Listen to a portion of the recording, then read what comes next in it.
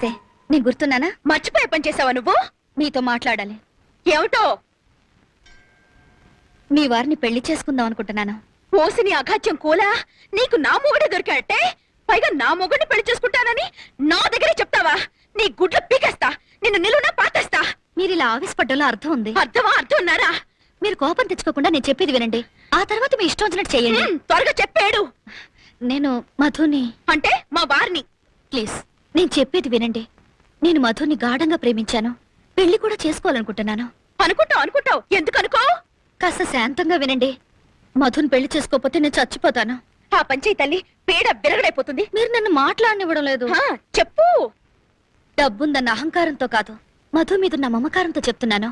మధుయే కాదు, మీరు పిల్లలు కూడా సుఖంగా ఉండాలి. అందుకని మధుని పెళ్లి చేసుకోవడానికి మీరు అనుమతిస్తే మీకు ₹1,00,00,000 ఇస్తాను.